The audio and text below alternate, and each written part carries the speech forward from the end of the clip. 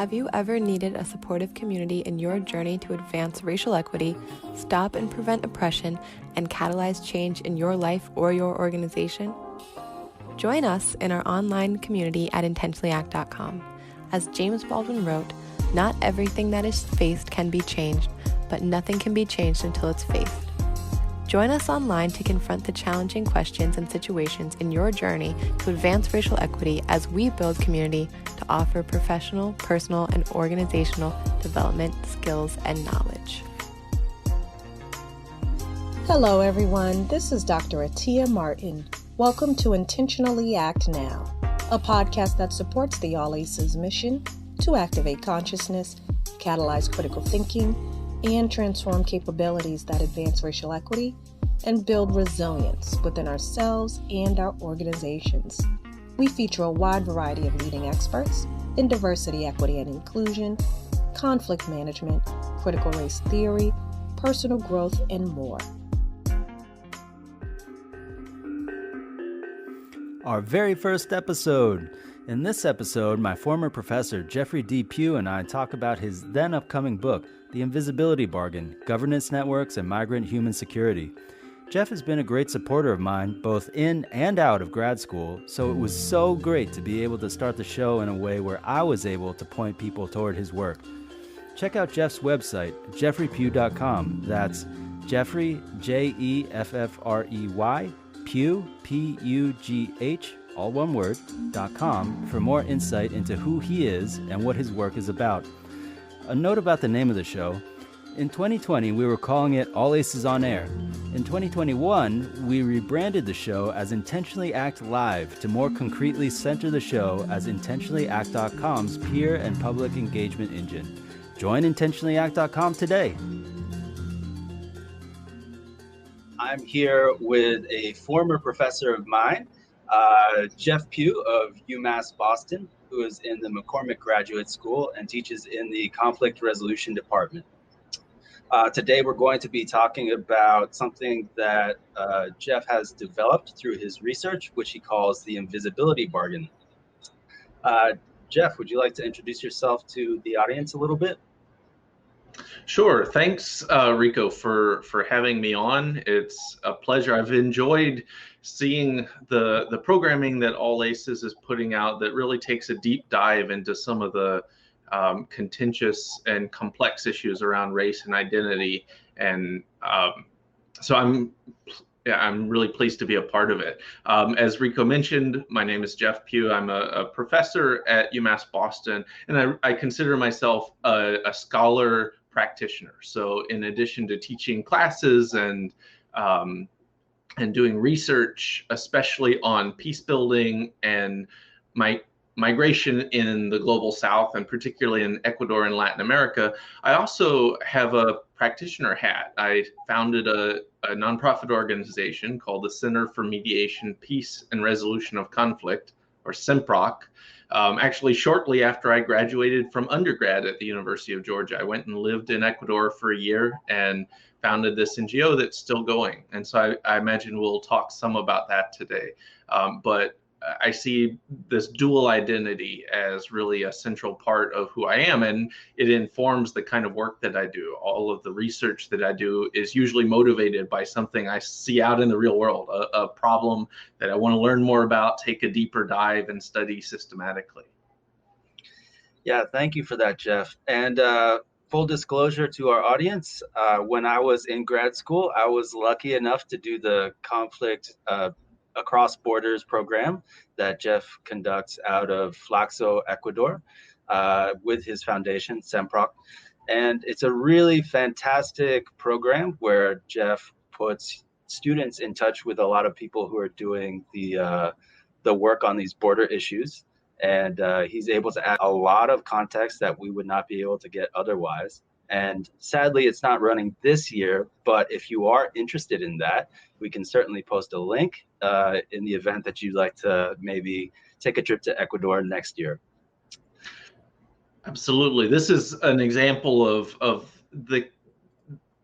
the way I approach learning in general, that it's only useful if you're able to see an application for it. And The research I've done on how host populations and migrants navigate their differences and their conflicts to achieve peaceful coexistence is also something that we bring students to have a direct role. Our students were conducting research, they were engaging in dialogue with refugees, and several of the participants in the program then stayed on and helped to produce some of the research that has been part of this agenda. And with high level kinds of interaction with policymakers, ambassadors, foreign ministers, UN type folks. And so at UMass Boston, that's a lot of our approach, is taking learning into a practical space. Absolutely. And we will return to that topic shortly in our program. But to begin with, we'd like to ask you, Jeff, in 30 seconds or less, how did you become you? So you answered this question a little bit. You mentioned that you went to Ecuador directly after undergrad, but how did undergrad Jeff Pugh go from being that person to the person that's sitting in this virtual room with us today? Yeah, so Rico, I'm a complicated guy. This may take a while. No, really. I actually grew up in a small town in Georgia, and there weren't a whole lot of international type opportunities that I had until I got to the university. And at the University of Georgia, I was fortunate enough to be a foundation fellow, which gave me the opportunity to do a lot of travel. And I actually, my first time in Ecuador was because my professor at UGA was Ecuadorian and had a lot of contacts and allowed me to go and spend a summer there doing research, which ultimately led to my first academic article. Then after I graduated later, I had this commitment to Latin America as a region. I think that having a context that you know well helps you to do better work, because if you try to be all things to everyone, you're going to produce superficial outcomes sometimes. So I knew Latin America, and then after that experience, South America and Ecuador were my areas of interest. And I also was coming to realize that violent conflict was a problem that I wanted to work on. It was something that was widespread, obviously harmful, and it didn't seem like we had very good answers to it, especially the kind of violence that happens at lower levels and is integrated into society, right? So one type of violence is two armies battling each other and going to war. But we also live in a violent society. Even if someone's not actively shooting, there are institutions, there are social practices, there's abusive hierarchies in our society that are baked in. And so I wanted to be able to go out into a context I knew, given my Spanish language interests and the experience in Ecuador, and also work on this problem that I had identified. And so those two pieces were part of what I think are core to who I now am, is the Latin American context and the interest in resolving conflict and addressing violence. So I lived in Ecuador for a year as I was starting SimProc, and that was important because it allowed me to develop relationships that are long-term, that I still have in place, to really learn from people rather than me parachuting in as a recent college graduate thinking that I knew everything, which I certainly didn't. It established early on a sort of reciprocal learning model that I've tried to follow even as I've accumulated more letters after my name and more gray hair in my beard. I've tried to keep that humility and reciprocal learning, that every time I go into a training situation, I think of it as a dialogue where I'm learning something and the people there are too, and we're trying to exchange, just as actually we're doing here now. So one of the early forums where I tried to do that was in partnership with the UN High Commission on Refugees, UNIFEM, and actually a therapy center. My NGO facilitated a series of dialogues in a town in the northern border region of Ecuador between Colombian and Ecuadorian women, and it was called Breaking Destructive Cycles. And during that week, in the municipal building of Ibarra, this beautiful ornate building, I was hearing these women talk about how even looking and sounding like each other and having a lot of the same beliefs, they saw each other as different as the other. And hearing them listen to each other for the first time sometimes and tell stories about how they had all these kind of stigmas in place, and that listening in a meaningful way to the other person, working towards a shared goal, was transforming those stigmas and helping them realize the humanity of the other person, was really transformational for me. It made me ask a lot of big questions.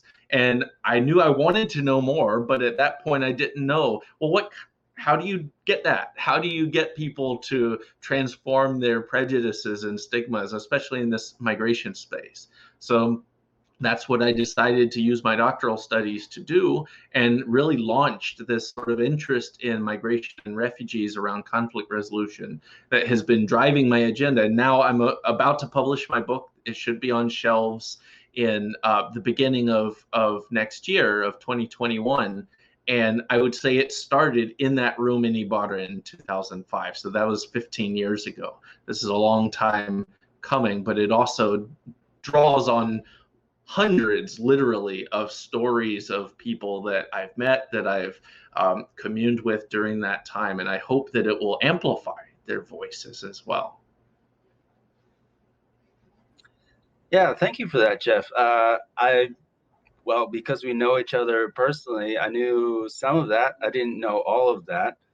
And one thing that popped into my mind as I was hearing you speak, when we were in Ecuador together in, I believe, 2016, we had an exercise, just called the river exercise. I believe we were talking about trauma and personal narratives, and more on the personal narrative side, I think. But I remember that you made a comment that for you, the exercise represents continuity.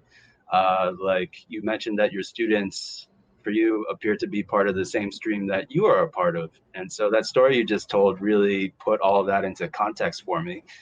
And to be quite transparent with the audience watching, if I hadn't had those experiences with Jeff, who also was my advisor on a very, very late independent study, I wouldn't be working at All Aces or sitting here interviewing him today. So that whole kind of lineage and continuity and that whole relational aspect, I think, is something that's really crucial for me and is crucial for the work of advancing racial equity. So I'm really glad to see some of those things coming out in what you were saying.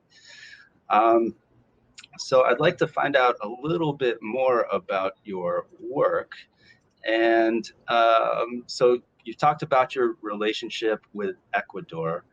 And you talked a little bit as well about identifying not only acts of physical violence, but what maybe we could refer to as structural or systemic violence that you were seeing in people that you met. And so I guess what I'm really curious about is, how do you go from that recognition to developing this concept of the invisibility bargain? And it must have been hard to hit on because, as you mentioned, it's something that is invisible. Yeah, so as I was learning more from refugees in Ecuador, and actually not only in Ecuador, Forsyth County, where I'm originally from, at one point was the fastest growing county in the country, and a lot of it was Hispanic and especially Mexican immigrants coming into the U.S. So I had that population as a point of comparison. And then I did field work in South Africa during my doctoral studies as well. Actually, the month after, there was a wave of xenophobic violence towards migrants, especially from Southern African countries, Zimbabwe and other places nearby. And so in lots of contexts that I was learning about, I kept seeing this pattern over and over of multiple pathways. Some immigrants were welcomed, were portrayed as valuable contributors to the country. The story that was written about them was a positive one, and others were not. And then some of the narratives that people would use about immigrants that would lead to more conflict and towards more exclusionary kinds of responses would talk about their lack of gratitude. You know, we opened up the door to them, and what do? They complain about it. Well, if you don't like it, go back where you came from, right? That message kept repeating over and over, and I was trying to figure out, why is that the answer? If I don't like something, the only option is to leave. What problem in our society has that as the only option, as opposed to actually solve the problem, right? So I was trying to figure out, what are the expectations, the assumptions that are underlying that. And then I also saw fear in some receiving countries. People were very fearful that something bad was going to happen as a result of a large immigrant population coming in. And it seemed to vary by what kind of population it was. So a larger one that came in more suddenly, and especially one that looked different, sounded different, believed different things than the host population, tended to get more backlash than one that was more homogenous. Not always, but that there seemed to be this social piece to it as well. And finally, there are so many narratives about the economic either burden or contribution of immigrants that seemed to be an important piece to the story as well. Are immigrants a burden? Are they job stealers? Are they part of who we are that are contributing to a diverse country? What's the economic piece here?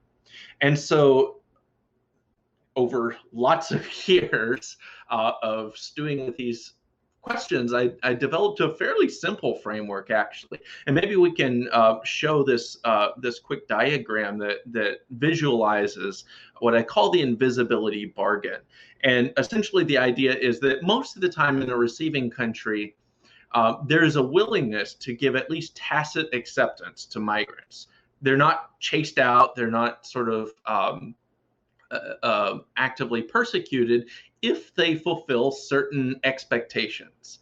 And one of those is an economic or valued contribution. So the perception that they're contributing needed labor in the United States, for example. There are states that rely heavily on migrant labor and would go out of business without it. Are they bringing important skills? So in Canada, they have a skills-based migration system in place, and that's seen as a contribution.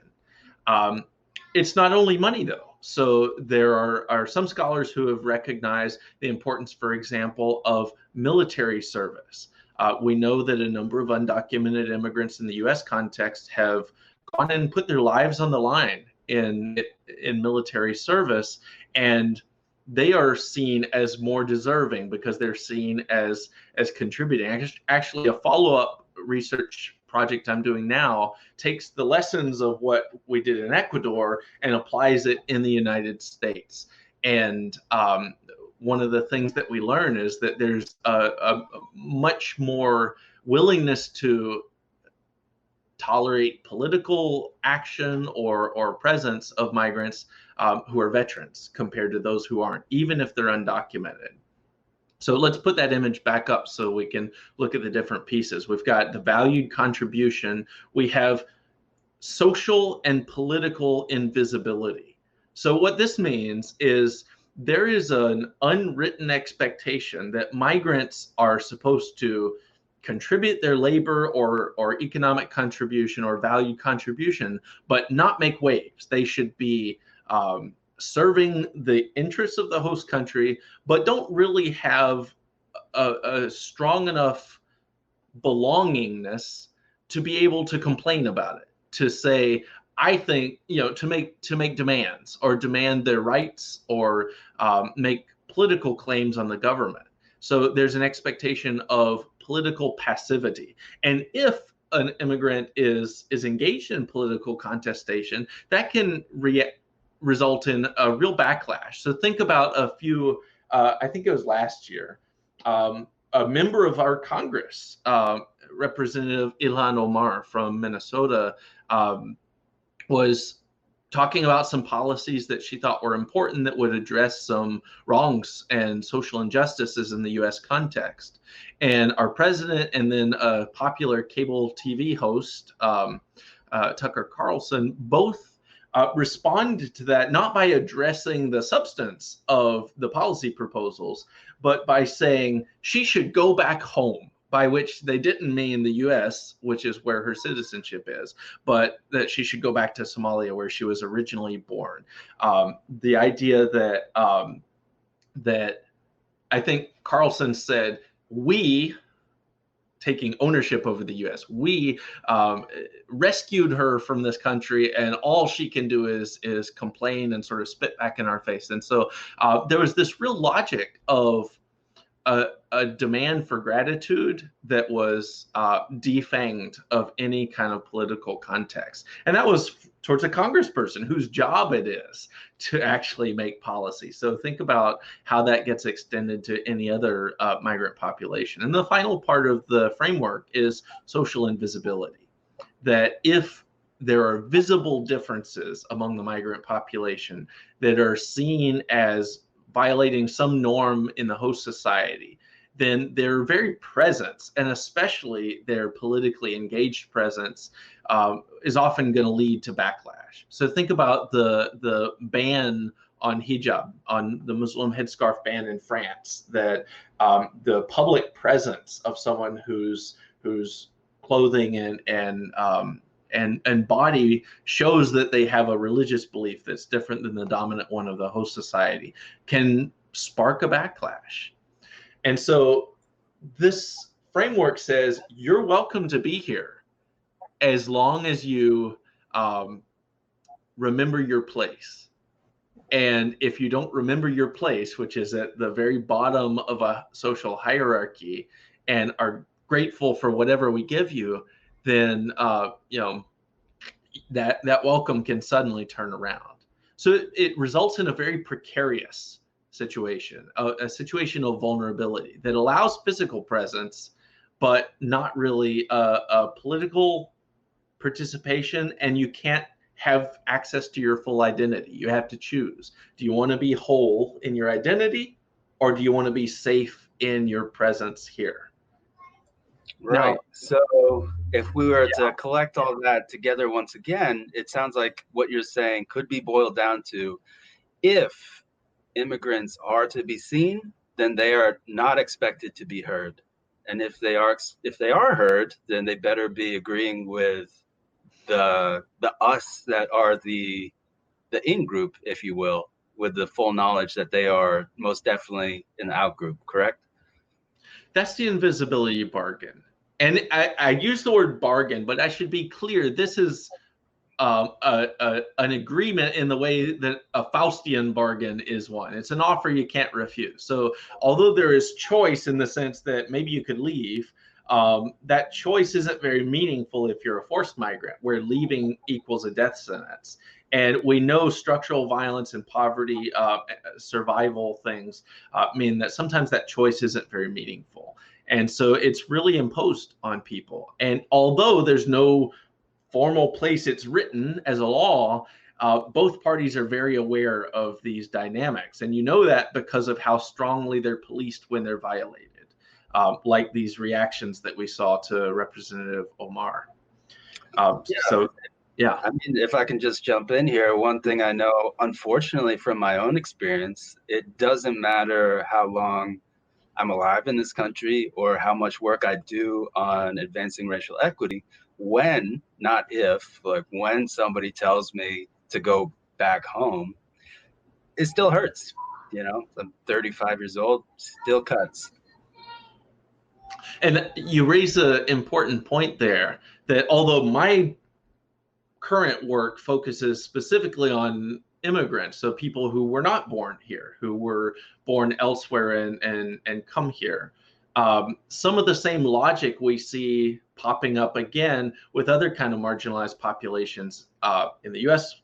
context as well as elsewhere. So the kind of backlash that you saw to NFL pro athletes taking a knee in protest of violent police action, or actually the comments I mentioned earlier that Trump and Carlson made about Omar weren't just about her. They said, go back home to four of the sort of squad, these Congress people who were all women of color, and three of whom were born in the US. And yet go back home was this sort of easy phrase that people have access to say, you are other. You had Marie Breen Smith on a little while ago, and she has this concept of the suspect community, where people are put into a box just because of the body they are in, that you always have a contingent belonging and you have to constantly prove yourself. And part of proving yourself, according to this framework, is shut your mouth and, contribute your labor and play down your differences. So it really leads to vulnerability. Yeah, that's really interesting that you mentioned that. At All Aces, one of the things that we talk about a lot as a team is recognizing our own internalized whiteness.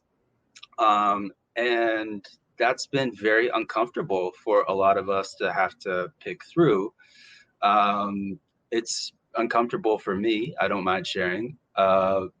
Many people watching might be aware that, of course, there are a lot of issues of racism that are experienced primarily by Black Americans or Black people in general.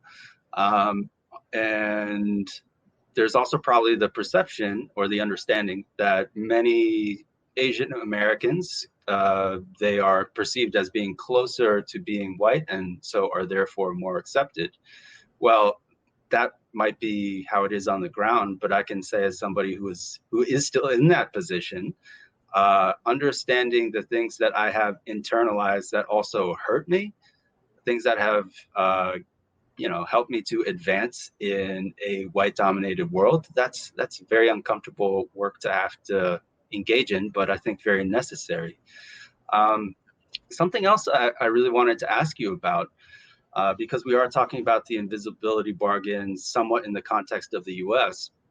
If you'll recall, I had a classmate who started in my cohort at UMass Boston in the conflict resolution program, named Layla Da. She was from Cameroon. And if you recall, her capstone project was actually also on perception. And the seed of her project, as I remember it, and Layla, please feel free to yell at me later if I get this wrong. But Layla is from Cameroon, so very dark skin. But she noticed that once people heard her speak, and she has a French accent,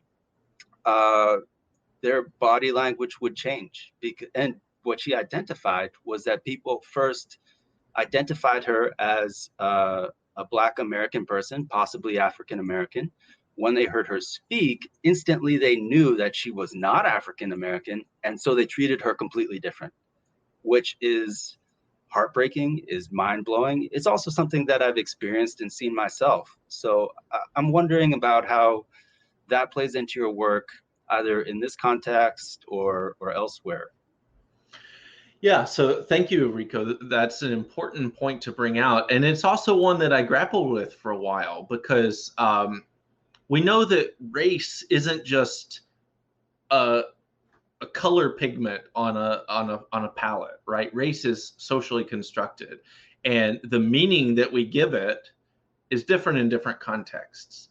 So one of your cohort members as well did a master's thesis on Somalian refugees in Boston, Emily, and some of the people she talked to said, the first time I realized I was Black when I came to the United States, right? Back home, that didn't mean anything to me. We had clan, we had different tribal identities, but the color of my skin didn't make a difference because everyone was the same color essentially. But once I came to the US, that marker of difference was activated to completely shape the way people interacted with me. And so instead of interacting with me as a member of this particular clan, they saw me and said, "Oh, black." And they had a sort of repertoire of prejudices or of behaviors or expectations around that. As you mentioned, there are sort of intersecting identities here. And so having an accent sets you apart as foreigner, which is layered on top of the kinds of expectations for a racial group. Just a quick plug, Christina Greer has a wonderful book called Black Ethnics, and actually Layla drew on it in her thesis, that explicitly compares African-American experiences, immigrants from Africa, and Afro-Caribbean immigrants, all in the context of the US, and finds that of those three, the ones that tend to have the hardest time and actually are most victimized are African Americans, the ones who were born here in the first place. So it's not a simplistic story that having an accent is the only marker that's going to activate a backlash. Sometimes structures of privilege and narratives in society put certain immigrants in a category above someone who is born here. So I think that's why the social invisibility part is actually one of the trickiest parts of this. It's just not the case that the more different you are, or the more different you look, the worse your experience is going to be. It's not that simplistic. It's more about how that difference is seen as violating some norm of the host society and the meaning that the host population puts on it. How is it stigmatized? Certainly in Ecuador, Colombians are about as similar looking as you can get to Ecuadorians. But there is a higher proportion of Afro-Colombians than there are of Afro-Ecuadorians. And so this anti-Blackness that you were mentioning before is layered on top of the xenophobia that happens in Ecuador. And when I've talked to folks, it is complex. Does an Afro-Colombian immigrant in Ecuador find more solidarity with Afro-Ecuadorians or with other Colombians who aren't Afro-descendant? And that can vary from place to place, which is one of the reasons why for my book, I wanted to do comparative work. So I did surveys in 6 different provinces, including Esmeraldas, which has a very high proportion of Afro descendant populations. And what I found was Afro-Colombians coming into Ecuador often will specifically go to Esmeraldas because they can blend in better. Their social markers of difference are not as obvious and aren't seen as violating host society norms as much as they would be in Quito, for example, where they stick out and are targeted for racial kind of prejudice. So all of that does certainly feed in here. Yeah, I'm thinking back to, again, the program in Ecuador. And as part of that, Jeff asked us to interview some people and to put together a project that would perhaps enact some real change on the ground. And so I interviewed a student who was at our host university, which is Flaxo. And this young man took me out for breakfast. He is a Colombian person. And he told me a very strange story where he didn't really think about his identity as a Colombian person until he went out with some friends from his school. They went to a bar and were quite happily chatting. An Ecuadorian woman came in, sat down on one side of him, and she put her purse next to her elbow. But as soon as she heard him speaking in Colombian accented Spanish, she simply moved her bag to the other side of her body. And he said that after he saw this happen, he kept seeing it happen to him over and over again, to the point where he didn't want to speak when it came time to try to rent an apartment. He had his Cuban friend, I believe, do most or all of the talking. Yeah. So what a heartbreaking story, right? To think that you belong, to see no meaningful differences, and to see um, the backlash sort of imposed onto you out of the blue by strangers that you have nothing to do with.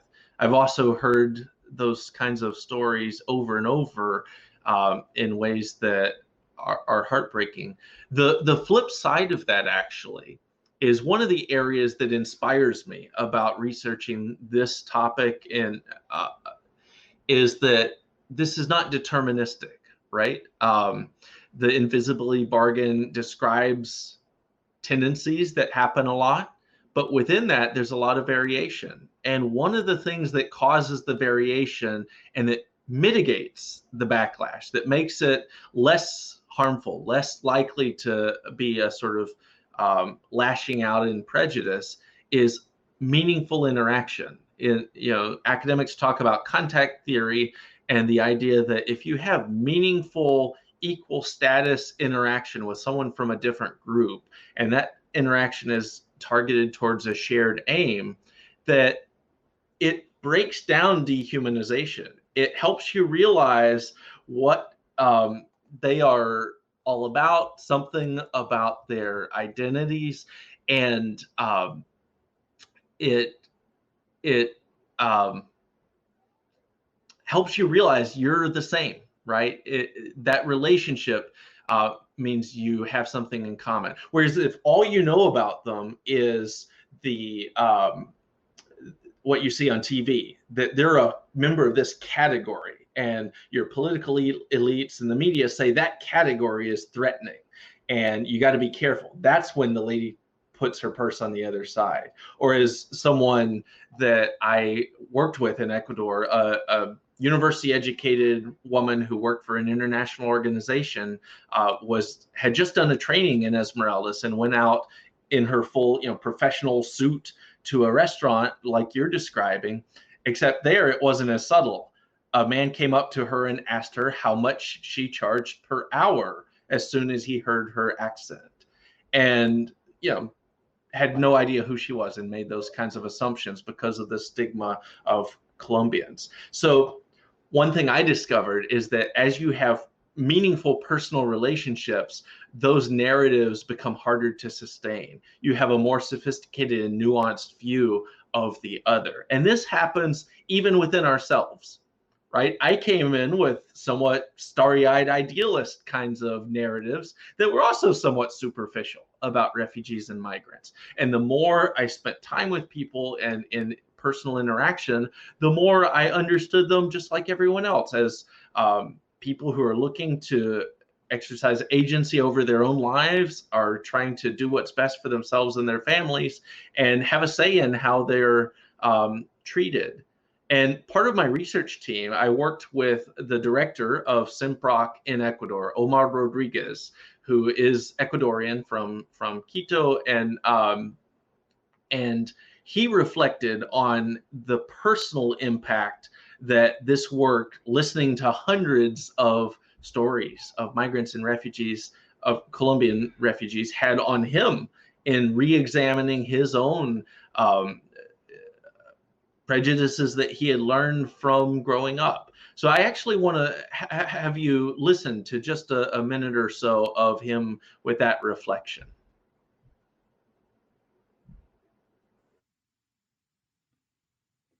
También tenemos un programa de investigación en fronteras sobre la situación de los migrantes y refugiados colombianos especialmente.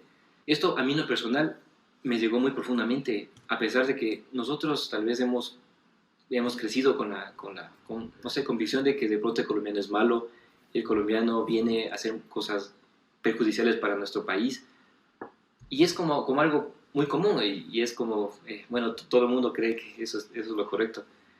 Pero al contactar con ellos, al mirar su realidad, ver la manera como desempeñan su vida, cómo están con sus hijos, de pronto ya deja de ser el colombiano, sino de pronto entiendo que ese se llama Juan.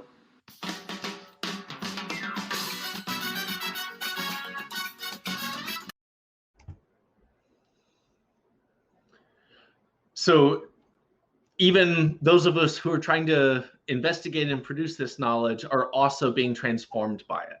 And that, again, is back to the point I made earlier of the power of being a scholar practitioner, that you can't see research and knowledge creation as separate from processes that are designed to try to change the world, or at least change ourselves. Yeah, I was just kind of reflecting there that many fields enact change, of course, but I think it's so obvious in social science once you really start to dig into it that if you're interested in changing the world, you also have to begin by changing yourself with education, by creating new ways of understanding meaning. And in social science, we talk about meaning quite a lot. And earlier you were talking about the meaning that people make over hearing a different accent or seeing a different skin tone. Yes, these are all culturally bound, right? And so challenging those assumptions and those expectations are really, it's often identifying what is blocking us from thinking more fully about people and situations and the way that things could be. So I guess one thing that I'm really interested to find out from you is, so let's say that I'm a person who is unknowingly engaging in the invisibility bargain. So I've identified that. Well, then what? What do I do with that information? Yeah, so part of this process requires us to make ourselves vulnerable, to recognize our own participation, our own positionality in structures that harm some people, and try to reposition ourselves so that that's not happening within the power that we have ourselves. And I think actually one of the things that gets underplayed is how much hierarchy and authority can be weaponized. So one of the reasons that I have such a commitment to this sort of reciprocal learning of not putting myself on a pedestal and saying, here, I'm the sage expert, receive my wisdom, is that the more hierarchies that you reproduce, the more you're shoring up a system that says only those on top have power and can influence outcomes. Those below must receive them and be affected by them. But again, not seen, not heard, but contribute your labor. And so the kind of precarity that the invisibility bargain reproduces is a lot about maintaining this hierarchy. And one of the real findings that came out of my book was not just to expose that this happens, that that there's a precarity that results from a system that extracts people's labor while demanding their political silence and social similarity. It also showed that migrants innovate. They're not content just to be placed as either a victim or a villain, both of which, by the way, deny you agency. Either you're the bad guy or the helpless person waiting to be saved. And lots of migrants say, well, no, I'm not either of those. I want to exercise agency over my own life. And so what I found is they find ways to participate politically, to get the rights, resources, recognition, and protection that they need to be secure. We talk about human security in this context, in informal and indirect ways. So rather than demanding, government, I have the right to this, you better give it to me, or voting for someone as a sort of full member of society demanding it, both of those would invoke the sort of backlash from the political invisibility thing. Instead of that, they network. They plug into organizations that may be non-state actors, a church that they go to, a community association. In Ecuador, there are Colombian organizations that are sort of the migrants themselves working to help each other out. Those are more trusted often because they don't have to be enforcers as well as sort of help providers. And so migrants may go to those places and say, here's some of the things I'm dealing with, and be more trusting and be willing to access those spaces. That organization may not have the resources or the help to offer, but they have relationships, and they can refer people within that that space to someone who can help. And so I talk about this in terms of governance networks, that when state and non-state actors are well connected with each other, it can open up spaces that provide protection. And governance networks can actually be more powerful than just having a stronger state. There's a tendency to think, well, if the law isn't working, migrants aren't being protected, we need to increase state capacity to protect them better. But in some contexts, the state has political incentives to protect its own native citizens and not migrants, right? Who votes in a democratic state? Usually people who are born here. In Ecuador, at least, most Colombians haven't been there long enough to become citizens. And so the state has that incentive, and may have an incentive to scapegoat migrants and actually make their life worse off. Whereas other kinds of non-state actors may have different mission, different incentives. And so again, this transformation from a hierarchy that produces and reproduces violence into a networked, decentralized society, which is more messy, it's indirect, but it offers multiple access points for protection for migrants. And it provides spaces where they can be interacting in meaningful ways with members of the host society, reinforcing their relational capital. And that can be a powerful source of protection for them. And so I think all of us can, when we're trying to think, well, what can I do to help, is have a bit of humility and say, not, let me come parachute in with the solution and the answer.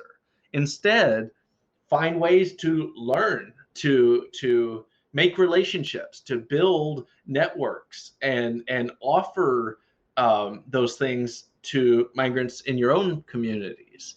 And I think when we have a more sort of rich and well-connected civil society, that makes us more resilient. When an attack or a sort of xenophobic incident happens, it makes for a bigger community to rally in defense of all members of the community. So if I can try to capture that, instead of being crushed, people will innovate, and they will maybe not resist. It's not resistance necessarily, but it is resilience. Yes. Yeah. And so, well, in terms of resilience versus resistance, I'm kind of hearing you say that migrants in this position, they're well aware of the pushback, the backlash that could come from any sort of resistance. So they're really maybe not even always consciously trying to figure out ways not to trigger that, correct? Yeah, the only thing I would say is I like the framing of resistance and resilience is the go-to measure here. But I actually think that resistance is sometimes what they're doing. They're just doing it in less visible ways that are not overt and are not targeting the state as directly. So they're finding ways to do it indirectly through brokers in civil society, and through more informal negotiation. So in some sense, it is also kind of co-creating governance for themselves when governance is not extended, yes? Absolutely. And in Ecuador, that draws on a rich tradition that was baked into indigenous culture. In a lot of indigenous communities, they were abandoned by the state traditionally, and they developed a concept called the minga, which is a sort of community reciprocal workday to produce collective goods that the government wasn't going to provide for them. And so now refugees do that together as well. Instead of waiting for the government to help them or protect them, they develop these sort of horizontal structures of protection, as well as resources and other things. So maybe this is a really obvious question, and I know that most of this research has been done in Latin America and in Ecuador specifically. Um, but in terms of networked governance, do you see any kind of need for that in our context?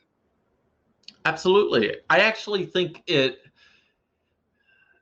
there's an argument of the strength of weak states. So there's an assumption that the more capacity a state has, the better they're going to provide security. And my research really questions that and challenges it. The United States and South Africa both have states that are stronger, that have more capacity than the Ecuadorian one on most indicators. And yet in both of those places, the violence and conflict that is enacted on immigrant populations is much higher than in Ecuador, which for much of the past 2 decades has actually been internationally known as a relatively progressive and welcoming country. And I think part of it is that when you put all your eggs in the basket of the state, you're assuming that that's the sort of one-stop shop for protection. But those political incentives, again, mean the state actually may not want to provide protection to immigrant populations and may want to scapegoat them. Whereas if you have non-state actors that have popped up and developed sources of authority because the state's not there or isn't assumed to be the only game in town, then you have different actors that can complement each other. Each of them have strengths and weaknesses. And the more that they are coordinated with each other, the easier it is to produce sort of protection and peace. So it sounds like what you're calling for is we need a real ecosystems model. We can't just have an organism, because organisms don't exist in vacuums, as far as we know, right? I'm not a biologist, but we need lots of things that are supporting each other and feeding into processes and cycles for the overall health of everybody or all the groups that are involved to really work. Yeah, absolutely. Wow, that is very complex. Let's see, what else can I ask you here? Well, we have less than 10 minutes left. So what I would love to ask you is briefly, in your own words, what is your hope?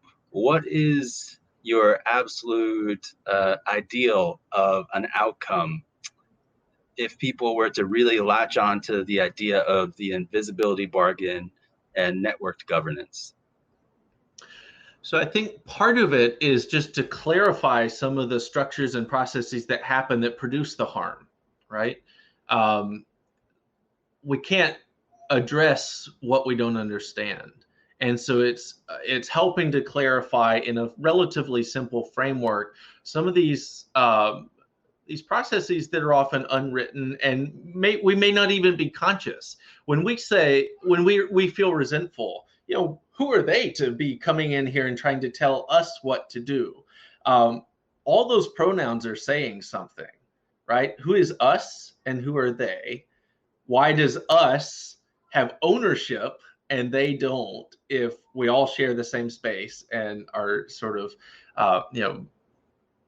governed by the same set of institutions?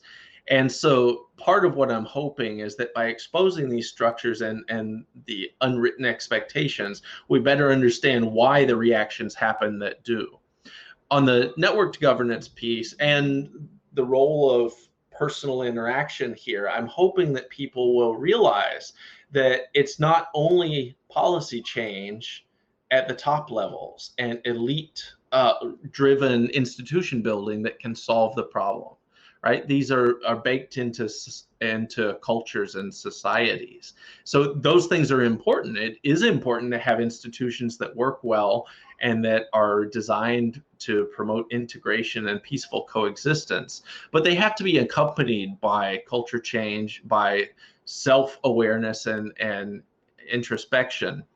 And in the kinds of policy targeting, designing programs and interventions to help resolve conflict, I think that being aware of this sort of networked component should lead us all to be more comfortable in sitting with complexity. Just because something is neat and tidy and lasts for a 1-year project cycle and then has little indicators that you can check off doesn't mean that it's transformed a system.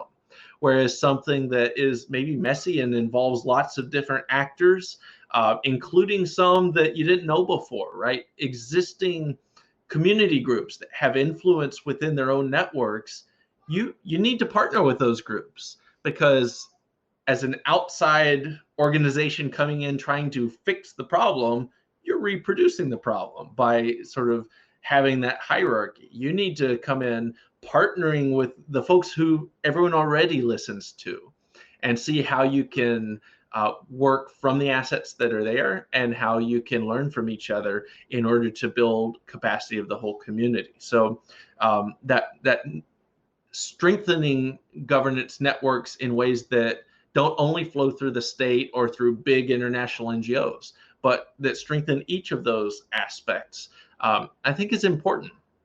So we can all take recommendations in a sense from that.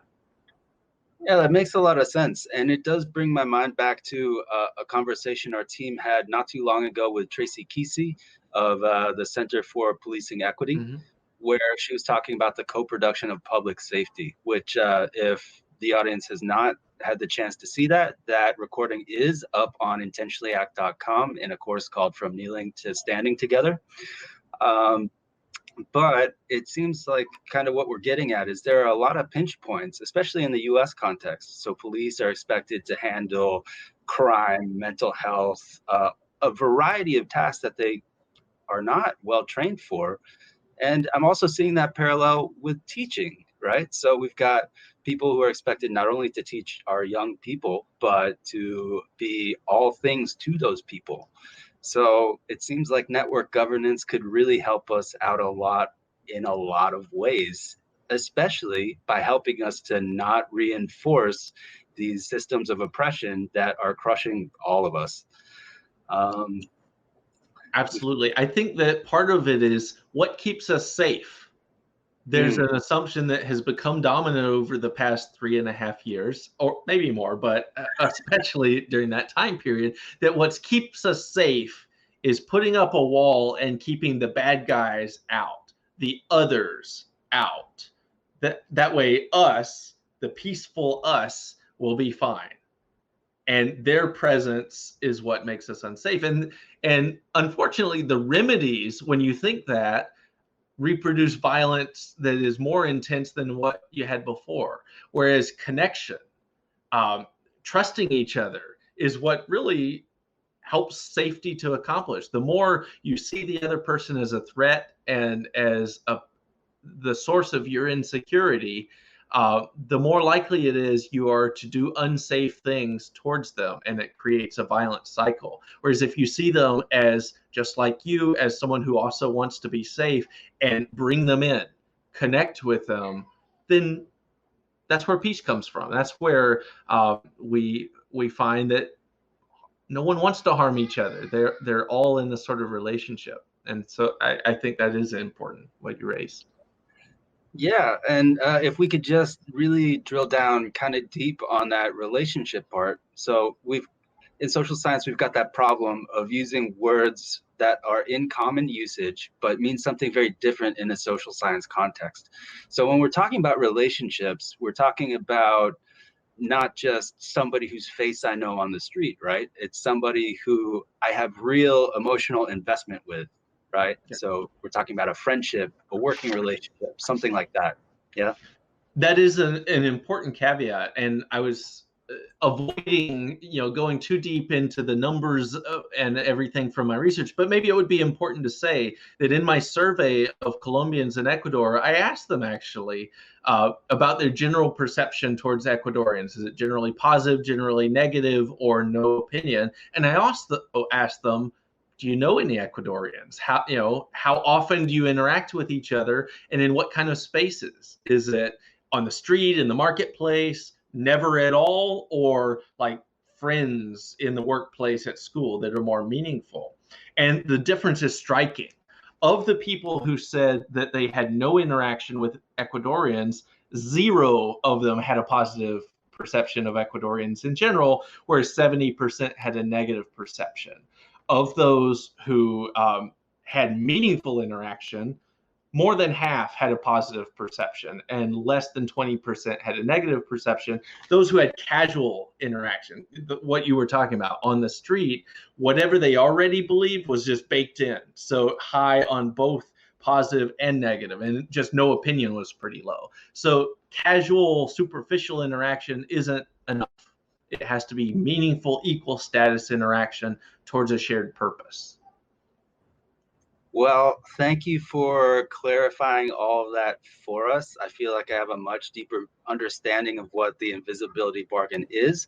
It's a concept that I hope our audience will take an interest in. And Jeff, could you plug your book real quick one more time?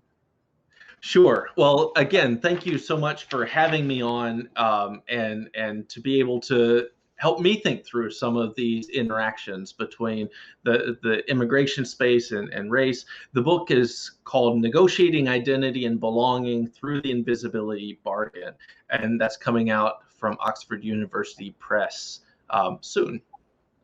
Fantastic. Thank you so much, Jeff, for being our first guest on this new format that we're so excited about. We will be engaging with the audience in the comments on our various platforms. We will also be hosting the recording somewhere, most likely on intentionallyact.com. So you can head there if you didn't catch it live. And we are working on bringing you more of these sessions live on a more regular basis. So do stay tuned to our pages so that we can get you that information. Thanks again, Jeff, and good afternoon, everybody. You've been listening to Intentionally Act Live from our website, intentionallyact.com. You can follow us on Instagram, Facebook, Twitter, and LinkedIn. Submit your stories and questions for future episodes by emailing us at info@allacesinc.com. Until next time.